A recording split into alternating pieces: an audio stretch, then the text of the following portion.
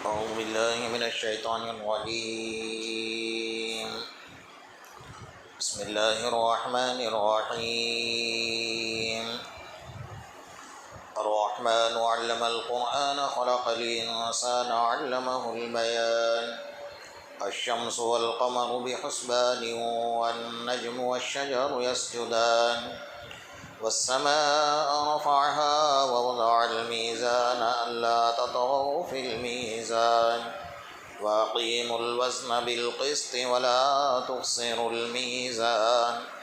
والأرض وضعها للأنام فيها فاكهة والنخل ذات الأكمام والحب ذو العصف والريحان فبأي آلاء ربكما تكذبان. خلق الإنسان من صلصال كالفخار وخلق الجان من مارج من نار فبأي آلاء ربكما تكذبان. رب المشرقين ورب المغربين فبأي آلاء ربكما تكذبان. صدق اللہ المولانا العظیم. گزشتہ کل اور اس سے پہلے آپ حضرات کے سامنے سورہ رحمان کی 17ویں نمبر کی آیت رب المشرقین و رب المغربین، اس پر گفتگو چل رہی تھی کہ اللہ دونوں مشرقوں کا رب ہے اور دونوں مغربوں کا رب ہے. اللہ اپنے بندوں سے، اپنے مخلوق سے کتنا پیار کرتا ہے، کتنی محبت کرتا ہے.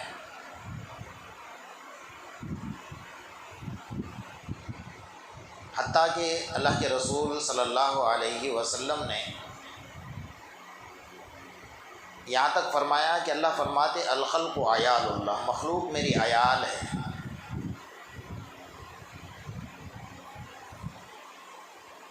اب مخلوق میں ساری مخلوق آ گئی، چاہے اس انسان کا کسی بھی مذہب سے تعلق ہو،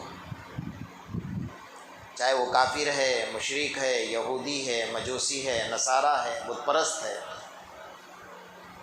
اللہ کو ماننے والا نہ ماننے والا سبھی اس میں شامل ہو گئے. اللہ کے رسول صلی اللہ علیہ وسلم نے یہ سبق امت کو پہلے ہی سکھا دیا تھا. آپ صحابہ اکرام کے ساتھ بیٹھے ہوئے تھے اور ایک نوجوان لڑکی کو دیکھا کہ وہ ادھر سے ادھر دوڑ رہی تھی، اس کے سر کا دوپٹہ نہیں تھا. اللہ کے رسول کی نظر پڑ گئی تو آپ صلی اللہ علیہ وسلم نے ایک صحابی کو بلایا، کہا میری چادر لو اور اس کے سر پر ڈال دو. تو صحابہ کرام نے کہا کہ اللہ کے رسول وہ مسلمان نہیں ہے، وہ لڑکی، آپ کی چادر مبارک جس کو دیکھنے کے لیے جنت کے فرشتے ترستے ہیں، تکتے ہیں، ایسی چادر اس کے سر پر. اللہ کے رسول صلی اللہ علیہ وسلم نے فرمایا کہ اس لڑکی کا بچہ گم ہو گیا ہے اور اپنے بچے کو ڈھونڈنے کے اندر وہ اتنی پاگل ہو گئی ہے کہ اس کو پتہ ہی نہیں کہ میرے سر پر دوپٹہ ہے یا نہیں. وما ارسلناک الا رحمۃ للعالمین، میں امت کے لیے رحمت بنا کر بھیجا گیا ہوں، اس لیے میری رحمت کی چادر اس کے سر پر ڈال دو. اللہ کے رسول صلی اللہ علیہ وسلم نے یہ نہیں دیکھا کہ مسلمان کی بیٹی ہے یا غیر کی بیٹی ہے، بیٹی بیٹی ہے چاہے جس کے بھی ہو، جس بھی مذہب سے تعلق رکھتے ہیں.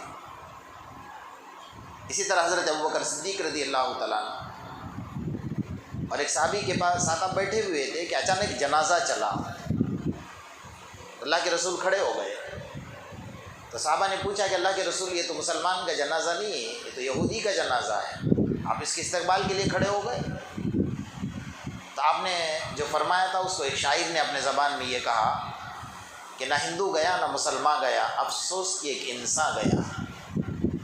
وہ بھی انسان ہے اور سب کو دنیا سے جانا ہے. اور اس سبق کی فضیلت اتنی بتا دی کہ اگر کوئی مخلوق کی خدمت کرتا ہے، بھئی اللہ کسی کا محتاج نہیں ہے، یہ بات تو شروع سے ہم سمجھتے ہیں، وہ اللہ ہمارا اور کسی کا محتاج نہ تھا، ہے، نہ رہے گا. لیکن ذریعے کے طور پر اگر کوئی بندہ کھڑا ہو جاتا ہے اس کی مخلوق کی خدمت کرنے کے لیے اس کا صلہ کیا ہے، اس کا بدل کیا ہے؟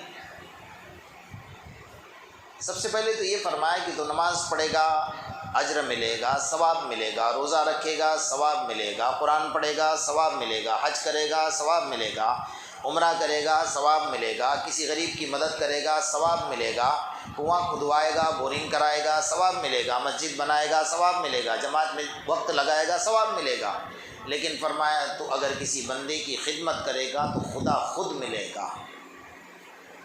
یہ بتایا نا،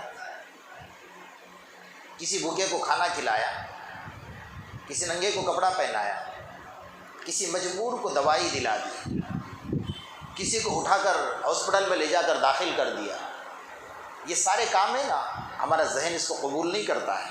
ہاں ہم یہ ضرور چاہتے ہیں کہ سارے لوگ میری خدمت کریں، میں کسی کی نہ کروں۔ ہمارے ذہن میں یہ بھرا ہوا ہے، اگر آپ کسی کی نہیں کر سکتے تو آپ کی بھی کوئی نہیں کرے گا۔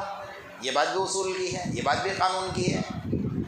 اور سب سے بڑی بات یہ ہے کہ جو بندہ لوگوں کی خدمت میں لگا رہتا ہے اس کو آپ تجربے کے ساتھ دیکھ لیجئے، موت سے پہلے اللہ اس کو کسی کا محتاج نہیں بناتا ہے۔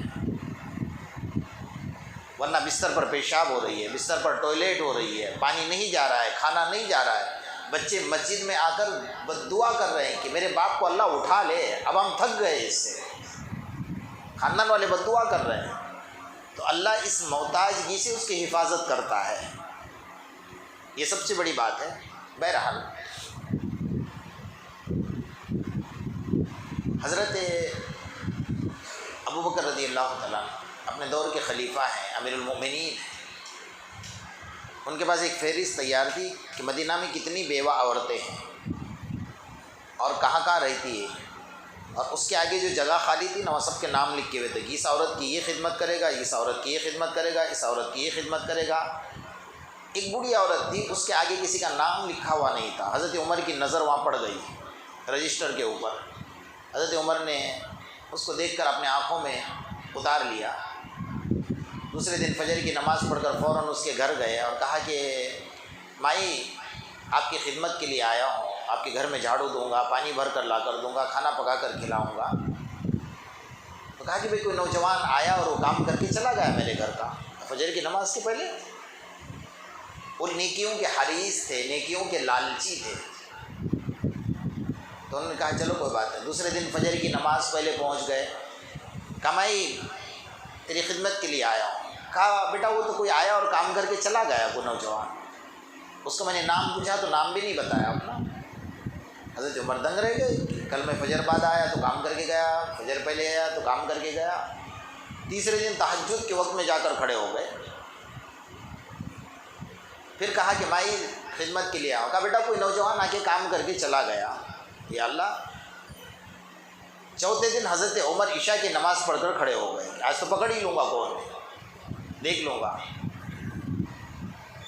جب عشاء کی نماز پڑھ کر کھڑے ہوئے تو رات کا اندھیرا چھا گیا اور دھیمے دھیمے قدم سے بغیر چپل کے کوئی چلتا ہوا آ رہا ہے۔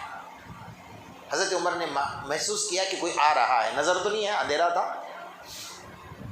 جیسے گھر کے قریب آ کر دروازہ کھٹکھٹایا تو حضرت عمر نے ہاتھ پکڑ لیا، کون ہے آپ؟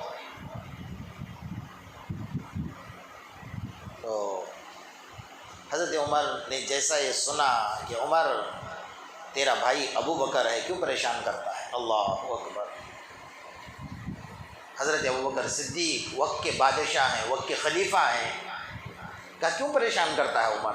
حضرت عمر فرماتے ہیں کہ میں نے جو ہاتھ پکڑا تھا نا تو میں نے ہاتھ چھوڑ کر میرا ہاتھ کانپنے لگا کہ امیر المؤمنین آپ، ابو بکر صدیق آپ، اور اس عورت کا کام، آپ کے پاس ہزاروں خادم ہمارے جیسے موجود ہیں اور آپ خود آ رہے ہیں، آپ اس کے گھر میں جھاڑو دے رہے ہیں، اس کو کھانا پکا کر کھلا رہے ہیں اور اس کو آٹا ہاتھ سے پیس کر دے رہے ہیں، آپ امیر المؤمنین۔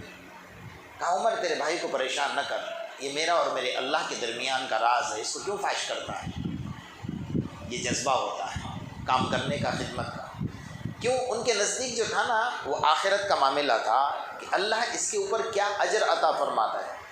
اللہ کے رسول صلی اللہ علیہ وسلم کو آپ نے دیکھا ہوگا کہ کوئی آپ کے گھر سے خالی ہاتھ لوٹتا نہیں تھا، کچھ ہوتا تھا تو دے دیتے تھے، نہیں ہوتا تو اس کو بلا کر سمجھاتے تھے کہ اس کا دل شکنی نہ ہو جائے، اس کا دل ٹوٹ نہ جائے، ہم کہتے جھڑک کر اے چل بھاگ، کیونکہ دنیا کا سب سے بڑا مالدار میں ہی ہوں نا، میرے ہاتھ میں خزانے، اگر کسی نے مانگا تو اس کو جھڑک دیا، جبکہ اللہ کے رسول کو اللہ نے کہا وَأَمَّا السَّائِلَ فَلَا تَنْهَرْ، مانگنے والے کو ہرگز مت جھڑکو، وہ تمہارا فقیر بن کر آیا، تم میرے فقیر ہو، اور میں کسی کو جھڑکتا نہیں دینا ہے، آپ کے پاس کچھ گنجائش نہیں ہے، اس کے سر پر ہاتھ رکھو، سمجھا کر بھیج دو، تو وہ آپ کو دعا دے کر جائے گا، بد دعا دے کر نہیں جائے گا۔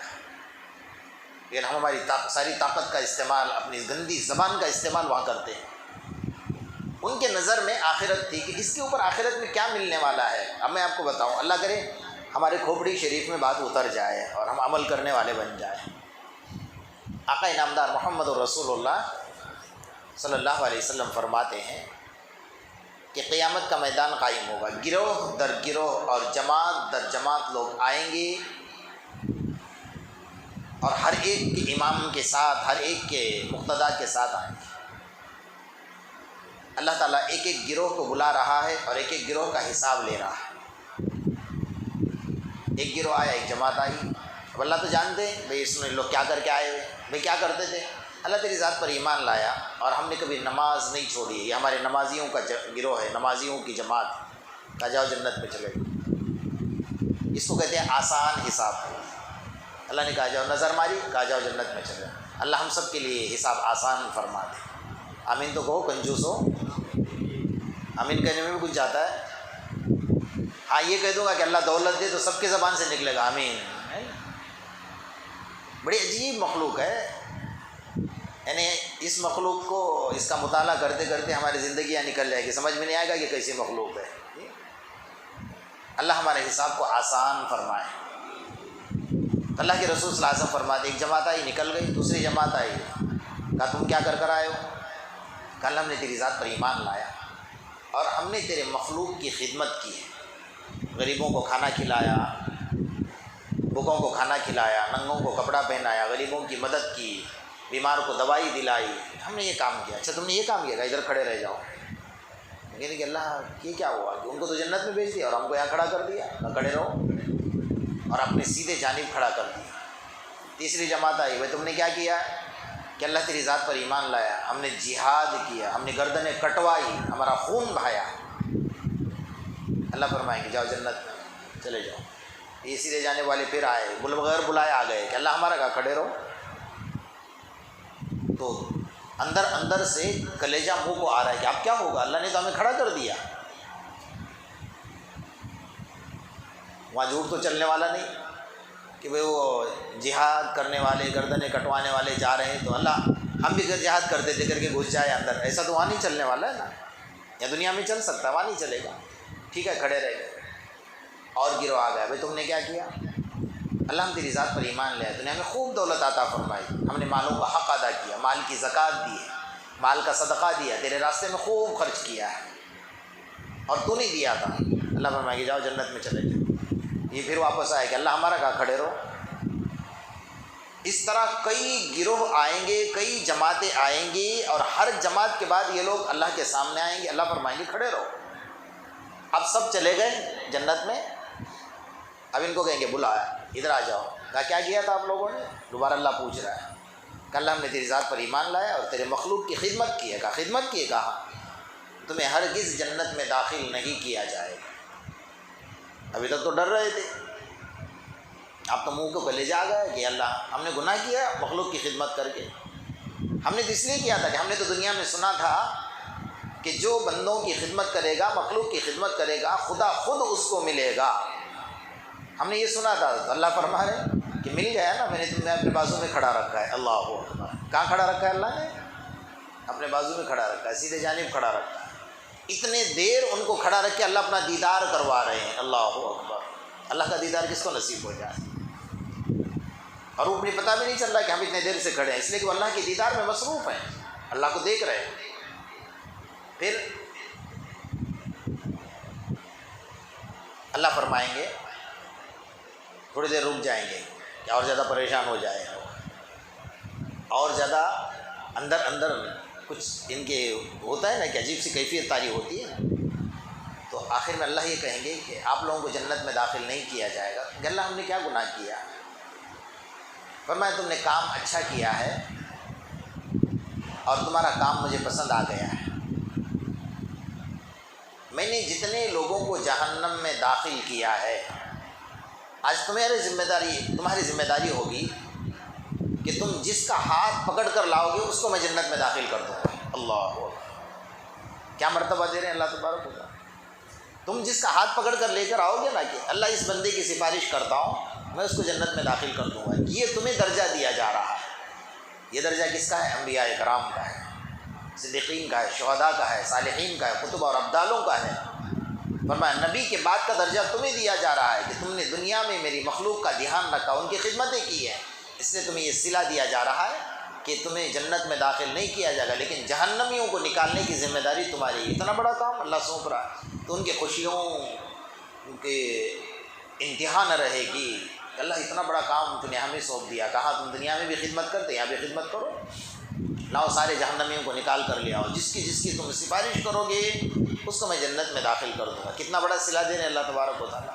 اللہ کرے کہ ہمارے دماغ میں بات اتر جائے، ہم بازو یہ جھگڑے فتنے فساد جو ہے نا، پڑوسیوں کے ساتھ جھگڑا، محلے کا جھگڑا، فتنے فساد، یہ سب بند ہو جائیں گے اگر ہم اس حدیث پر عمل کرنے والے بن جائیں، اس چیز کے اوپر عمل کرنے والے بن جائے تو کوئی کسی سے جھگڑا نہیں کرے گا، ایک دوسرے کا ادب کرے گا، احترام کرے گا۔ جو ماحول صحابہ کرام کا تھا، جو معاشرہ صحابہ کرام کا تھا، جو اخلاق ان کے تھے، جو دین ان کے اندر تھا، وہ چیزیں ہمارے اندر اگر پیدا ہو جائیں گی تو ہمارا معاشرہ پاکیزہ ہو جائے گا۔ ہم کرنا چاہیں تو کر سکتے ہیں، ایسا نہیں کہ کوئی مشکل چیز تو ہے نہیں، کرنے پر آمادہ ہو جائے تو سب مل کر کر سکتے ہیں، اگر نہ کرنا چاہیں تو بہانے ہزار ہیں پھر۔ تو اللہ تبارک و تعالیٰ کی یہ ہے اپنے بندوں سے محبت۔ اچھا، اللہ کو کیا ضرورت پڑی ہے محبت کرنے کی؟ کہ اللہ یہ چاہتے ہیں کہ میرا کوئی بندہ جہنم میں نہ جائے، کیونکہ میں نے میرے حبیب سے وعدہ کیا ہے۔ کیا وعدہ کیا ہے؟ کہ اے میرے حبیب آپ کی رضا کیا ہے؟ تو آپ نے فرمایا میری رضا یہ ہے کہ قیامت کے میدان میں میرے امت کا کوئی ایک بندہ بھی جہنم میں نہ جانا چاہیے۔ اللہ نے کیا فرمایا؟ وَلَسَوْفَ يُعْطِيكَ رَبُّكَ فَتَرْضَىٰ، ہم تمہیں راضی کر کے رہیں گے۔ اللہ اکبر، اللہ نے وعدہ فرما دیا، ہم تمہیں راضی کر کے رہیں گے۔ ہاں، یہ رضامندی بعد میں ہوگی، ابھی آگے چل کر کبھی موقع ملے گا تو میں بتاؤں گا۔ جب میدان محشر کی ایک لمبی حدیث ہے کہ جب پل صراط پر سے گزریں گے، کٹ کٹ کر جہنم میں گریں گے، جو گزر جائیں گے وہ گزر کر جنت میں پہنچ جائیں گے، لیکن جو گریں گے وہ جہنم میں گریں گے۔ اللہ کے رسول کو یوں لگے گا کہ میری ساری امت جنت میں چلی گئی، آپ جنت میں آرام سے بیٹھے ہوں گے، برسہ برس گزر گئے ہوں گے۔ اس کے بعد اچانک یہ ہوگا کہ جہنمی جنتیوں، یہ جہنمی جو مسلمان جہنم میں گئے ہیں، وہ کافر جو ہے نا، جو مسلمانوں کو تانا دیں گے، اللہ تبارک و تعالیٰ ایک دیوار کی طرح ایک شیشہ بنا دیں گے، کیونکہ ایک وہاں کی جو آگ ہے نا جہنم کی، فی سموم و حمیم، قرآن نے یہ فرمایا کہ ایسی آگ ہے کہ بازو والا بندہ اس کو نظر نہیں آئے گا کہ میرے بازو میں بھی کوئی جل رہا ہے۔ جہنم یہ بھی بہت بڑی تکلیف ہے۔ جیل کے اندر کوئی ایک آدمی کو رکھا جائے تو وہ کیا کہے گا کہ میں اکیلا جیل میں ہوں، کوئی نہیں ہے، دوسرے کو دیکھے گا تو تسلی ہوگی کہ میرا بھائی ہے ایک اور ساتھ میں کوئی نہ کوئی آیا ہوا ہے، تسلی تو ہوگی نا۔ اللہ وہ تسلی بھی جہنمی کو نہیں دے گا۔ فی سموم و حمیم و ظل من یحموم لا بارد ولا کریم، اللہ کا قرآن پورا نقشہ کھینچ رہا ہے کہ ایسی آگ ہوگی کہ نہ اس کی آواز باہر جائے گی، ایسا دھواں ہوگا کہ اس دھوئیں سے نہ آواز اس کی باہر جائے گی نہ وہ انسان نظر آئے گا۔ لیکن کئی برسوں کے بعد اللہ تعالیٰ کھول دیں گے کہ کچھ مسلمان ادھر جل رہے ہیں، کچھ کافر ادھر جل رہے ہیں، بیچ میں کانچ کی طرح دیوار ہے، دکھ رہے تھے تو سارے کافر ہو بھائی تم یہاں کیسے آ گئے؟ تم تو دنیا میں یہ کہتے کہ ہم تو اللہ کو ماننے والے، تو اللہ نے تمہاری کیا لاج رکھی، ہمارے ساتھ ڈال دیا نا جہنم میں، آ گئے۔ اللہ تعالیٰ سنیں گے، جبرائیل فرمایا جی رب جلیل جلدی جاؤ جہنم میں، میرے بندوں کو تانا دیا جا رہا ہے۔ اللہ اکبر، جہنمیوں سے بھی اللہ پیار کر رہا ہے۔ کیا کہہ رہے ہیں؟